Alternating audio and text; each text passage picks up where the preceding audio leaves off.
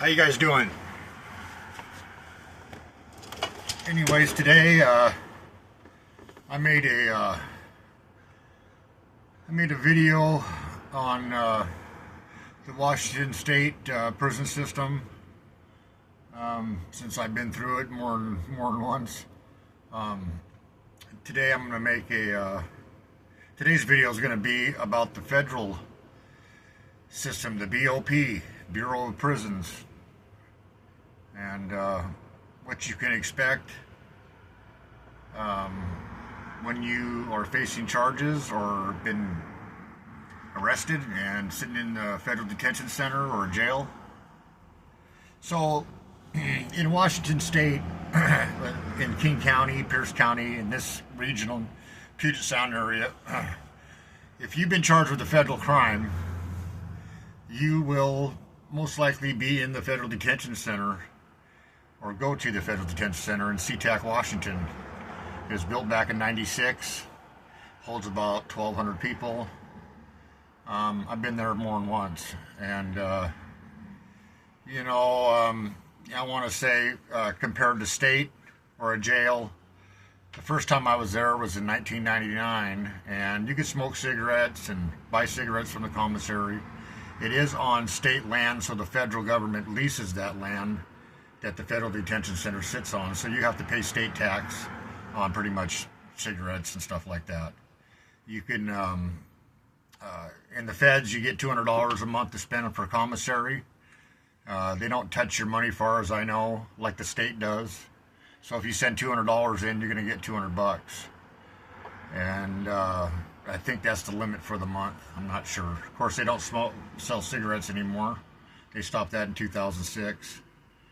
The federal system does not have any smoking anywhere in the system now, as of 2006, of July 1st. So if you are watching this video, you most likely are facing charges in the federal system. Well, let me tell you, the federal system is unlike the state system in all kinds of ways. First of all, pretty much the only people that get out on bail in the federal system are people that are telling, are working with the government, or have never been in trouble before in their lives and are being, accused of maybe a nonviolent crime. Those people, they'll let out, most likely. They serve no threat to the community, depending on what age you are. If you're in your 50 years old, you've never been in trouble in your whole life, and you're in there for some,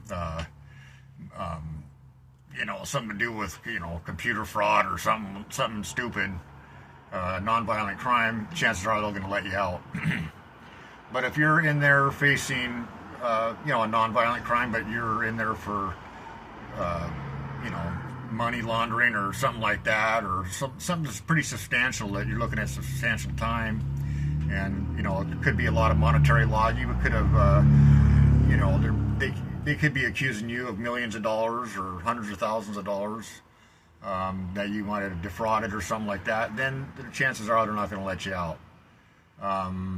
Even if you have money or properties, they're not going to let you out unless you have something to offer them and they think you're a benefit to them and could bring in other people. They will put you on an ankle bracelet and put you in a halfway house, or put you at home, let you go home. It just depends on the prosecutor. The feds, pretty much no man should be held without reasonable bail. That's not the truth. Pretty much everybody doesn't get bail in the feds. So if you're being accused, or if you're on the run, or if you got a warrant for your arrest, or you're going to be charged with something, plan on being at the federal detention center for quite some time. If you have a record or a past or anything like that, maybe you've been in state prison but never been in the federal prison system before, and maybe that's why you're watching this video, just to find out a little bit more about it. Well, let me tell you right now, you don't have your constitutional rights, you don't have none of those no more. Those have been taken from you, even though you're supposed to have them, and they say you have them, you don't. The feds are no joke. They have the resources, they have the time, they don't get in big hurries to get you in there and sentence and stuff like that. It usually takes, on a typical basic case, a case that doesn't involve a lot of co-defendants and other people. If it's just you or maybe one other person, it takes on the average 9 to 12, 14 months before you even get sentenced. So it's, I would plan on at least being at the federal detention center for a year before you do a plea, because everybody does pleas. I mean, it's pretty much foolish to go to trial anymore. I mean, they lie and they'll do whatever they have to do to get a conviction if you take them to trial. And if you do take them to trial and you lose, which you probably will, I hate to say it, I would love to see more people win and get better deals and stuff. But I'm just telling you from what I experienced. If you do go to trial and you lose, they're going to stick it to you. I mean, they'll give you whatever the top end of your sentencing range is, or the max, whatever it is. And the judge usually goes along with it because he's right in there with the prosecutors. I'm not saying all the judges are bad in the federal detention center, in the federal system, but for the most part, they follow the lead of the prosecutor, and they don't have a problem handing out long sentences to people. Just be prepared. Be prepared. Get your family prepared, because, like I said, it's no joke. Even if you're just a first-time offender, you have to fight to get your, maybe possibly get a first-time offender. It's called a safety valve. They don't like giving that out to people. Even if you're a first offender, they don't like doing it. They like giving time out to people is what they like to do. So I'm just telling you, be ready for it. And I'll give you a little history on the federal detention center. It's 2 man per cell. Usually they're pretty filled up, so you don't get a room by yourself. You have a toilet in your room. They used to, when I first got there in '99, they would unlock the doors at 6 o'clock, basically. The upper tier would come out and eat breakfast. They'd go back and lock up. And then the bottom tier would come out, eat breakfast, and then they would go back upstairs and unlock all the upstairs cells. And then the bottom tier and the upper tier could come out. If you wanted to come out, if you didn't, if you want to come out and have coffee, or smoke a cigarette out in the courtyard, in the rec yard, stuff like that. It was up to you. They would let everybody out all the time. They'd lock you back up for lunch, and then lunch would be served. Same thing. Upper tier comes out first one day, then locked back up, and then the lower tier comes out. They eat lunch, and they unlock the upper tier and let everybody out. And then the next day it'd be the bottom tier that comes out first. It's just vice versa every day. On the weekends, you have a 10 o'clock mandatory stand-up count at 10 o'clock and 4 o'clock. Every day you have a mandatory 4 o'clock count, stand-up count, lights on, every day. But on the weekends and holidays, I think, I'm not sure about the holidays, but I'm pretty sure. But the weekends, you have a 10 o'clock, 10 a.m. mandatory stand-up count too. In the weekdays, you don't. So you have to do that. Anyways, there's 2 men to a cell. I'm just going, this is from what night I was there in 1999. So, and then after lunch, you're out all day, all afternoon till about 3:30. They lock everybody down. They do the count. As soon as count clears, which is about 4:30, they start serving dinner. Let the lower tier or upper tier comes out first, whatever, and then let the next tier out after they get done eating. You have 15 minutes to eat. The food is not that good, so don't get excited about it. Hopefully you got money for commissary, because you want to eat. The food is not that good. So, and then they would let you, after dinner, let us stay out till I want to say midnight. During the weekdays, we could stay up till midnight outside, smoke and play volleyball till midnight, whatever you want to do. And then they lock you down for 6 hours while overnight. On the weekends, they let us stay out till 1 o'clock. Some of the guards would, and watch movies on the weekends. So that's how the federal detention center is. There's showers there, upstairs and downstairs. They have Echo Bravo, Echo Charlie, different, they're named after the military. Basically, they're military names. and they'll have a high people with high custody levels. They'll have one of those tanks, and they'll have like a medium, but they pretty much just throw everybody. You could be minimum security and still be in there in a high security tank. It don't matter. Let me tell you one thing: the feds are no joke when it comes to they're prisoners. I have met the smartest people I've ever met in the federal system. I've met airplane pilots, people that, doctors, chemists, people that are just brilliant. I mean, just super smart. I met a guy that had an IQ of 192. There are some very interesting, smart people there, but there are some serious convicts there. There is no doubt about that. These people don't play around, and I know the state system, it can go both ways, but I've met some of the baddest people. I mean baddest in the way of I would not want to mess with these people. These people would fuck you up in a second, and they're no nonsense. They don't have much of a sense of humor. They are looking at long periods of time, and I've seen some bad stuff in there, that's for sure. And I've seen people try to commit suicide. I've seen people just get beat to a pulp. I mean, bad, to the point where it's pretty much off the hook. I mean, it's just, there's been people when I was down at Sheridan, at the prison down there, I've seen people get stabbed with pencils, and it's just, I'm not going to get into all that because, I don't want to start making waves or, put myself in a bad situation, but I've seen some bad stuff in the feds, that's for sure.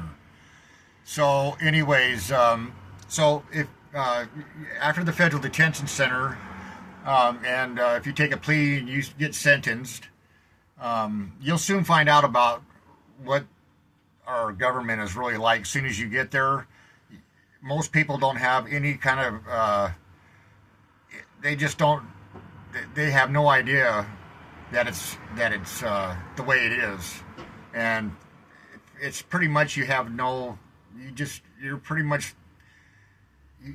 rights. I mean, they just take everything away from you, and there's nothing you can do about it. If your family comes up there and protests or starts making phone calls all over the place and calling the Bureau of Prisons, they just make your life harder. You're not going to win. You're just going to make more trouble for yourself. If you don't like something there and you start filing complaints with the VOP and stuff like that, that's the wrong thing to do. They're going to make your life miserable. They're going to roll you up, put you on a bus, and ship you to another prison. And then 3 weeks later, once you get settled in there, as soon as you get settled in and get yourself a little routine going, they're going to roll you up and take you and move you to another prison. And it's usually on a bus, you won't be flying nowhere, because they want to give you they call it diesel therapy, and that will make your life miserable, and you will never be comfortable. You'll never get settled into a prison and stay for any time, because they'll roll you back up. They might let you stay somewhere for 2 or 3 months, and you think, wow, thank God, finally, I'm cool right here. I met some people here. It's cool. I got a little routine going on now. I've been here for 3 months. Everything must be okay. Boom, it's not okay. Roll up. You're getting shipped out. So don't try to play with these people, because you will not win. And unless you have even if you had your uncle was a congressman or something, it doesn't. You can't win with these people. These people are powerful, evil people, and that's with the whole system. Just you're fighting evil, and you're just not going to win. And you'll see what I mean once you start seeing people going to court and coming back. You'll see what I'm saying. You can't win, and when you have no chance in winning in a system like that, that's not right. But it's set up like that. It's set up for them to win and you to lose. So let's get into the point system. In the feds, every felony you have, unlike the state, well, in the state there are some felonies that count as 2 points, but in the federal system, a non-violent felony, low-level felony like a possession of stolen property will get you 2 points. So if you have, say, 2 felonies in the state system, and say you had 8 driving while license suspendeds over the last 20 years, they're going to give you 2 points for those 2 felonies. That's 4. Now you're moving over on the chart on the sentencing grid. You went from the first 0 to 1. You went to, and then it's 2 to 4. So now you're in the second row over, and the further you go to the right, the more time you're looking at. So now you already got 4 points, even though you have just 2 felonies. Now you got 4 points.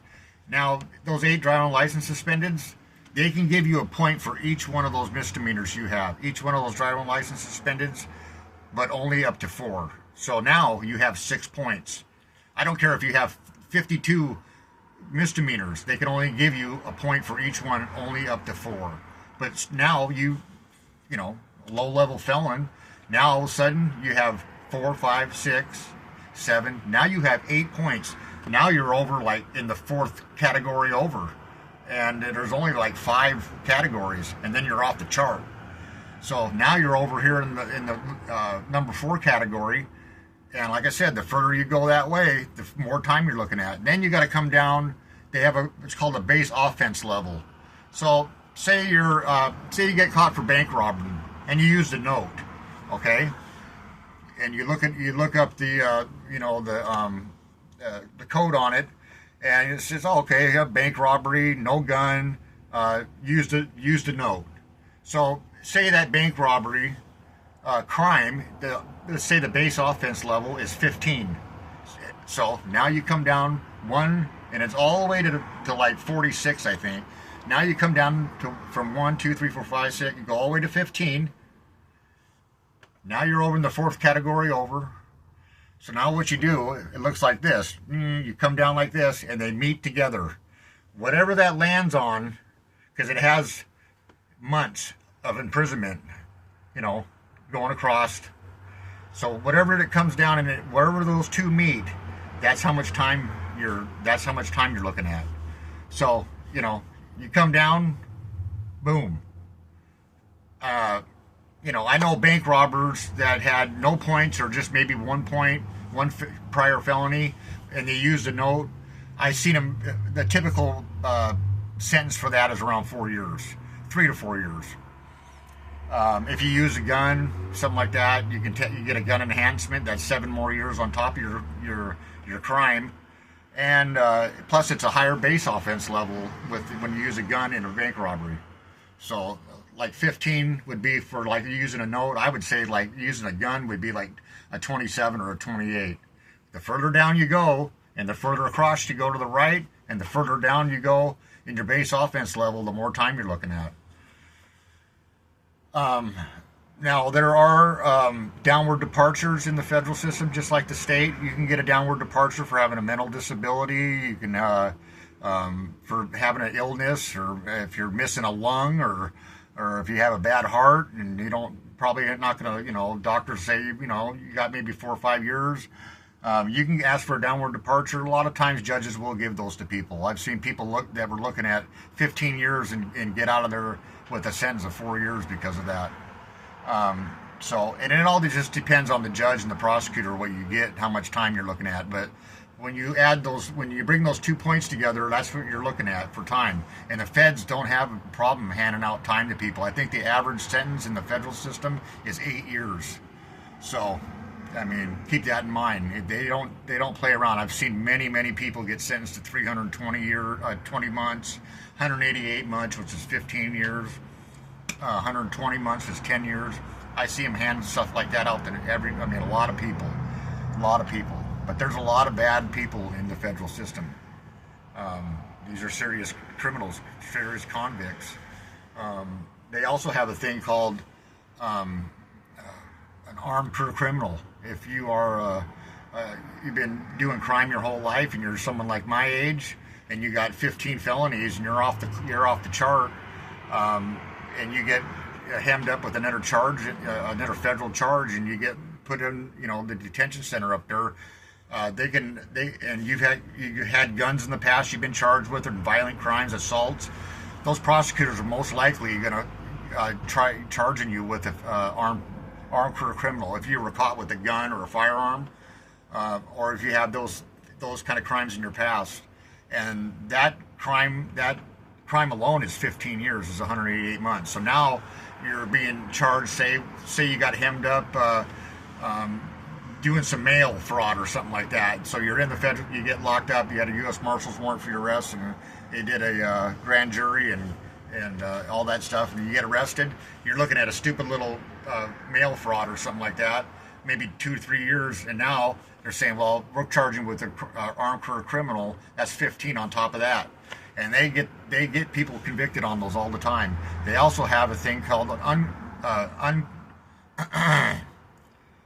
a career criminal unarmed, where you just, like someone like me that doesn't have any violence but is off the charts in felonies and has made a career out of it his whole life. It's an unarmed career criminal, and it's basically for people that are not violent or anything, that don't have any violence or gun charges or anything like that. That starts out at 10 years. That's 120 months. So the feds don't play around, and you want to stay far away as you can from them. Trust me. When it comes to being sentenced, when you get sentenced, they'll ask you, where do you want to go? What prison? You can go anywhere in the United States. If you live in Phoenix, you got family in Phoenix or something like that, you ask to go to one of those prisons. It just depends on what your custody level is. You can go to a camp if you have under 10 years. If you have 12 years to do, and your minimum custody, they're going to send you to a low, which has one fence around the prison. And as soon as you get under that 10-year mark, they will roll you up and send you to any camp you want. And when it's time to go to the camp, they'll give you a bus ticket and maybe a little bit of money. Say you're in New York doing your time, but you want to come to Sheridan, Oregon. They'll give you a bus ticket, a little bit of money, and they'll say, listen, you got 72 hours to turn yourself in at the prison camp. And some guys don't do that. Some guys they get on that bus, they start thinking, and they end up going into Canada or something like that. And I mean, who wants to do 10 years? You still got 10 years to do. I mean, I don't think I'd do it. I think I'd be gone. But they do. That's how they do it. And I've met a few people that did that and took off and went into Canada and were living a good life, owned a home. One guy had a new wife and everything, and he thought he could come back to the United States just for a little bit to take care of something and go back to Canada. It didn't work out for him. He got snatched up. Yeah, he was really disgusted with himself and depressed, and that he was so stupid. And he was a smart guy too. But anyways, so they typically send people where they want to go. And but it's real easy to be a high level in the federal system, unlike the state system where it's real easy to be a minimum in the state. In the feds, it's real easy to be a high security penitentiary level. So I mean, it depends if you have warrants for your arrest, your past history, the time. There's a time frame between these things. I used to know it by heart. I used to tell people. They used to come up to me and ask me, "What's my points?" And they would tell me. I'd ask them some certain questions. I can't remember now, it's been so long. But and I could tell them exactly what their points were, and I was, pretty good at it. And I could tell them if, anything over 15 points in your custody level, it's penitentiary. You'll go to a penitentiary. You have to have 14 or under. It's like 14 to 9. 9 to 14 points is a medium high. I want to say 8 to 5 is low, you'll be a low custody level, and then anything 5 to 0 is minimum. You can do your time at the federal detention center. Maybe you're a little nervous about going to an actual prison. If you have 2 years or under, you can stay at the federal detention center if you ask them to do it, and if they have room. And you don't ever have to go to a regular prison. I don't know why anybody would want to stay at the federal detention center. I would want to be out getting a routine, get outside and stuff. You can't do that at the federal detention center. If you're in the military, if you're minimum security, you can a lot of times do the time on a military base, and it's pretty cushy there. Halfway houses, they'll send you home if you've done a long sentence. They'll give you 6 months halfway house. But anyways, I just wanted to give people a little bit of lowdown on the federal detention, the federal detention center in SeaTac. it's not a bad place. I don't know. Last time I was there in 2006, and it had changed a little bit, where they keep people locked up a little bit more. It's you know, it's impossible to get out of that place, but you can have visits there. You can have, you know, you can have your wife give her a hug, kiss, you know, and stuff like that. My wife used to do a little something for me there that I can't say over the, you know, on this video, but made my time a little bit easier. But they are, you know, you got to keep an eye out for them, because they pretty much know what people are trying to do there and stuff, and they don't have a problem put you in the hole. Don't start making booze and doing stupid shit there, because you'll just get caught. People rat people out all the time up there, anywhere, you know that. But anyways, so yeah, I feel bad for you if you're looking at time in the feds. It's no joke, and I've seen families get torn up and tore apart, and kids, and these prosecutors and judges and stuff don't have any compassion for that, it seems. So I would recommend hiring a private attorney, one that'll work for you. They're expensive. A friend of mine, he spent $300,000 up there on attorneys, and his first trial, he went to trial. He'd never been in trouble for his whole life. It was just a nonviolent crime, and he could have took a plea agreement, and all he had to do, would have done is just probation, but he didn't want it on his record. And so he took it to trial, and he didn't think he was guilty of it. And it was a hung jury on the first trial. The second trial, he was found guilty, and they gave him 30 months. And we laugh about it on the phone, because I still talk to him to this day. And he's got like an IQ of like 180 or something like that. The guy's very smart, makes a lot of money, legal money, can do just about anything. But we still laugh about it on the phone. You know, who was the stupidest person we met up there when we met in prison?